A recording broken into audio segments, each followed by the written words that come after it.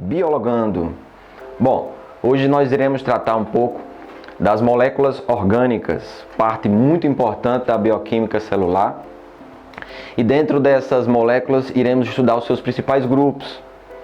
Podemos destacar inicialmente as moléculas que fazem parte desses grupos, que são os carboidratos, as proteínas, os ácidos nucleicos, os lipídios e as vitaminas. Bom, só para a gente contextualizar e relembrar tudo isso, as moléculas orgânicas, diferentemente dos compostos inorgânicos, essas moléculas orgânicas elas levam carbono em sua constituição, e esse carbono é um átomo central que vai realizar as ligações mais importantes dentro da molécula. Ele vai realizar ligações covalentes com outros átomos de carbono e com outros átomos adjacentes, como é o caso do hidrogênio, do oxigênio, do nitrogênio, do enxofre, do fósforo. Então, essas moléculas, elas são moléculas extremamente importantes para o funcionamento das células e, consequentemente, para o funcionamento do corpo dos seres vivos. Vale lembrar que os seres vivos unicelulares, aqueles formados por apenas uma célula, eles também dependem desses compostos orgânicos. Apenas o modo de transformação e de processamento nesses compostos é que vai ter uma leve modificação, porque nos organismos multicelulares, a complexidade que esses organismos atingiram, ela leva a um processamento diferente. Então essas moléculas orgânicas, elas vão ter diversas funções para o nosso corpo. Elas podem atuar fornecendo energia, elas podem atuar regulando e realizando diversos outros processos metabólicos para o corpo dos seres vivos. Então, iremos inicialmente trabalhar essas moléculas aqui na nossa aula. Bom, como podemos perceber, os compostos orgânicos são compostos extremamente importantes, formados por átomos de carbono. E esses átomos vão realizar as famosas ligações covalentes entre si, com eles mesmos ou com outros elementos químicos. Então, dentre os principais grupos, nós destacamos as proteínas, que são elementos estruturais das células e, consequentemente, do corpo dos seres vivos. Nós temos os lipídios, conhecidos como gorduras, óleos, ceras, entre outros, que vão basicamente fornecer energia.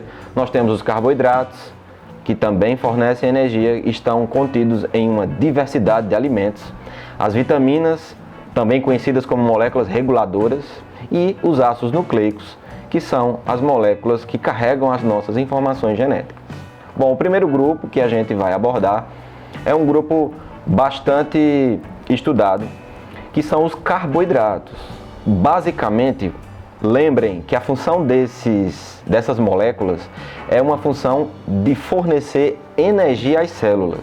Podem participar também dando estruturas, mas basicamente é fornecimento de energia. Então nós podemos dividir os carboidratos em alguns grupos, porque eles são moléculas que vão realizando ligações e vão ficando cada vez mais complexas. Nós partimos da unidade mais fundamental dos carboidratos, ou das moléculas mais simples, que são os monossacarídeos. Esses monossacarídeos, eles vão variar de acordo com a quantidade de carbono que eles vão possuir em sua molécula.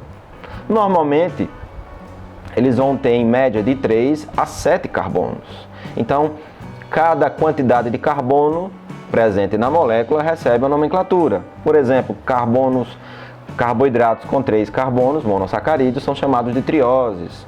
Com 4 carbonos, esses monossacarídeos recebem o nome de tetroses, assim sucessivamente até os monossacarídeos de 7 carbonos, conhecidos como heptoses. Então, os monossacarídeos, nós destacamos esses principais tipos.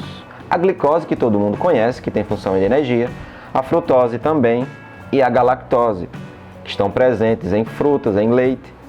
E nós temos, prestem atenção, apenas 2 monossacarídeos que têm função estrutural para as células. São os monossacarídeos que participam na formação dos ácidos nucleicos, da molécula de DNA e de RNA. Um deles é a desoxirribose, que tem função estrutural para o DNA, e a ribose, que tem função estrutural para o RNA. Outro grupo são os disacarídeos. Como são formados? Unindo 2 monossacarídeos. Destaquei 3 para vocês. Nós temos a sacarose, contida em diversos alimentos, como é o caso da cana-de-açúcar. Ela é formada pela união de dois monossacarídeos, a frutose e a glicose, e tem função de fornecer energia para o nosso corpo. A famosa lactose, que é conhecida como o açúcar do leite, ela é formada por dois monossacarídeos, que é a galactose e a glicose, tem a função de fornecer energia. Nós temos ainda a maltose, presente em diversos carboidratos, diversos alimentos. A maltose é formada pela união de dois monossacarídeos, que é a glicose, junto com outra molécula de glicose, e a sua função também é uma função de energia. Seguindo, a próxima classe de carboidratos são os oligosacarídeos. Os oligosacarídeos são moléculas um pouco mais complexas do que os disacarídeos. Normalmente, eles são formados pela união de 3 a 20 monossacarídeos, 3 a 20 monossacarídeos. Um exemplo que nós temos desses oligosacarídeos são oligosacarídeos que normalmente estão associados à membrana plasmática da célula. São as glicoproteínas ou glicolipídios. Na imagem, nós percebemos a dupla camada fosfolipídica e as proteínas que estão imersas nessa membrana. E percebam que tem unidades associadas a essas proteínas. São as famosas glicoproteínas. Essa parte que está associada à proteína é um carboidrato, é um oligosacarídeo. O último grupo que nós conhecemos são os carboidratos mais complexos que nós temos, por isso eles são chamados de polissacarídeos. São formados pela união de muitos, dezenas, centenas e até milhares de monossacarídeos. Prestem atenção nesses 4 tipos básicos de polissacarídeos. Nós temos a celulose, o amido, a quitina e o glicogênio. A celulose é um polissacarídeo com função de fornecer estrutura, principalmente para os vegetais. Ela está presente, por exemplo, na parede celular das células vegetais. Então, ocorre aí nas plantas. O amido também ocorre nas plantas, mas a função do amido é ser armazenado e posteriormente utilizado para fornecer energia aos vegetais. A quitina, por sua vez, tem função estrutural, formação de diversas partes do corpo dos animais, como é o caso do exoesqueleto nos artrópodes. E o glicogênio é um polissacarídeo de reserva para fornecer energia, presente também nos animais. Segundo grande grupo de moléculas orgânicas, nós temos os lipídios. Então, os lipídios é um conjunto de moléculas que apresentam baixa solubilidade em água, mas tem uma alta solubilidade em solventes orgânicos. Então, normalmente nós classificamos esses lipídios também em alguns grupos. Listei alguns para vocês. Temos os glicerídeos. O que é importante a gente perceber? Que os glicerídeos, eles têm em sua constituição uma molécula de ácido graxo e um álcool associado, que é o glicerol. Então, normalmente, esses glicerídeos, eles são divididos em 3 categorias. Os glicerídeos poliinsaturados, insaturados e os saturados. Vale lembrar, e você não pode esquecer, que tanto os glicerídeos poliinsaturados e insaturados, normalmente eles são líquidos à temperatura ambiente. É o que a gente conhece como óleo. Então, os óleos são glicerídeos poli ou insaturados, ou seja, que possuem ligações dupla ou tripla entre os átomos. Já os glicerídeos saturados, que são as gorduras, como normalmente a gente conhece, eles são sólidos à temperatura ambiente. Já as ceras, eles são insolúveis em água e presentes em muitos vegetais e animais. Por exemplo, nos vegetais, eles vão recobrir a superfície de folhas e frutos. Se você perceber, quando você lava algum vegetal, ou a folha ou o seu fruto, normalmente a água não consegue ser distribuída de maneira uniforme em sua superfície. Ela se reúne e se agrupa em pequenas gotículas. Isso são lipídios protegendo as folhas e os frutos contra o ataque de alguns organismos parasitas. A impermeabilização também de estruturas animais é uma das funções das ceras. Outro grupo muito importante é o grupo dos fosfolipídios. Esse grupo ele é estrutural para a membrana plasmática das células, então é o principal componente. Então, nós sabemos que as membranas são fosfolipídicas, tem uma bicamada de fosfolipídios. Nós também temos os esteroides. Qual a grande diferença? Porque nesse grupo de lipídios, nós temos o carbono arranjado de maneira diferente. Ele se arranja formando anéis. Nós podemos destacar o colesterol, está presente também na membrana plasmática, assim como os fosfolipídios. E vale lembrar que quando falamos de colesterol, lembramos de colesterol bom e de colesterol ruim, também conhecidos como LDL, que é o colesterol de baixa densidade, que é o colesterol ruim, e o HDL, que é o colesterol bom de alta densidade. Normalmente o colesterol participa da formação de várias substâncias, como é o caso de hormônio, entre outras.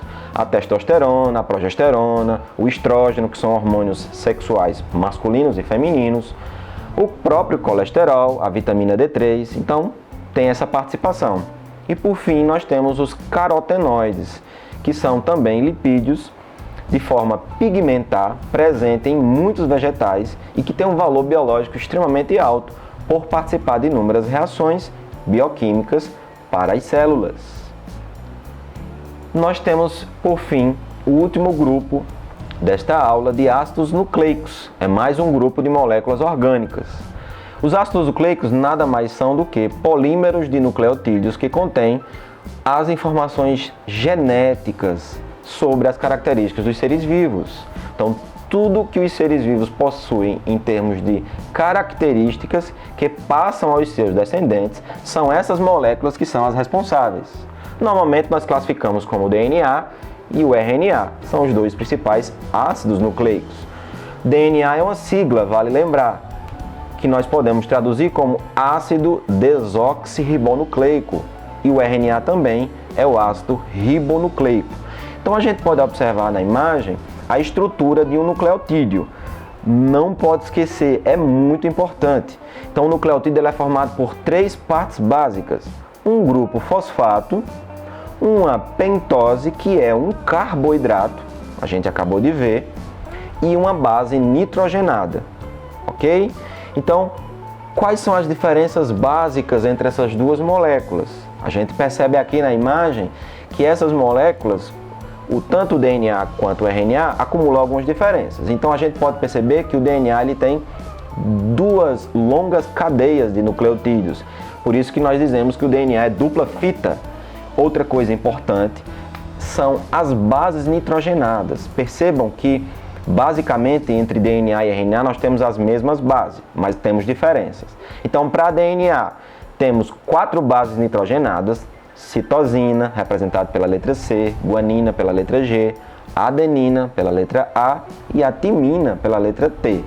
Enquanto o RNA ele apenas possui uma longa cadeia, que a gente chama de uma fita, e 4 bases: citosina, guanina, adenina, são idênticas ao DNA, porém, atenção, o RNA não tem a base nitrogenada timina. Ela é substituída pela base que conhecemos como uracila. Não esqueça desse detalhe. Se você vê uma cadeia de ácido nucleico e vê a presença de uma uracila, você já pode deduzir que é uma cadeia de RNA.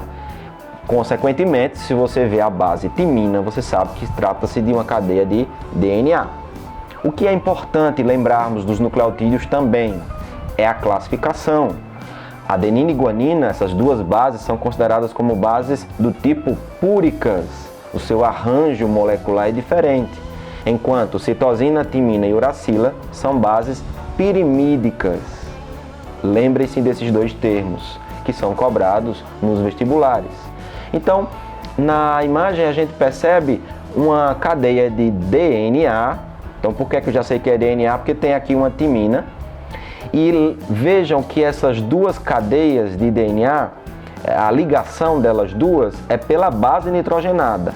Então você vê circulado em vermelho um nucleotídeo, do outro lado também outro nucleotídeo, e veja que as bases nitrogenadas desses dois nucleotídeos é uma timina e uma adenina.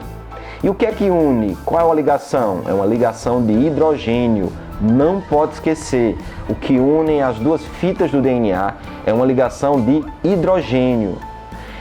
Outra coisa importante que o vestibular pode cobrar: se uma fita é unida à outra por meio de ligações de hidrogênio, o que é que une os nucleotídeos da mesma fita? Então está aqui a observação, é uma ligação que conhecemos como nucleosídica. Ela é feita entre um grupo fosfato de um nucleotídeo e um carbono do carboidrato do nucleotídeo seguinte. Bom, então tratamos na nossa aula de hoje das moléculas orgânicas, que são aquelas moléculas que levam carbono em sua constituição e esse carbono unido por ligações covalentes. Então, estudamos os carboidratos, que são moléculas importantes para as células por fornecerem uma quantidade de energia que as células precisam para funcionar, além também de fornecer um pouco de estruturas. Vimos os carboidratos e as suas subdivisões, monossacarídeos, disacarídeos, oligosacarídeos e polissacarídeos. Vimos os lipídios, que têm uma característica importante, que é a insolubilidade em água e, consequentemente, uma solubilidade em solventes orgânicos. Esses lipídios também com função basicamente de fornecer energia às células e aos seres vivos. Esses lipídios podem ser líquidos ou podem ser sólidos mediante a temperatura que eles se encontram e mediante as ligações químicas, que são ligações químicas simples ou duplas. E vimos também os ácidos nucleicos, que formam as duas mais importantes moléculas genéticas de uma célula, que é o DNA e o RNA, que são compostos por três partes básicas: grupo fosfato, carboidrato e base nitrogenada. Vimos que essas bases mudam do DNA para o RNA e que essas moléculas carregam as informações genéticas de todo ser vivo, seja ele um ser vivo mais simples ou seja ele um ser vivo mais complexo. Por hoje é só. Clica, compartilha, curte os nossos vídeos. Não conte com a sorte, conte com a gente. TV7.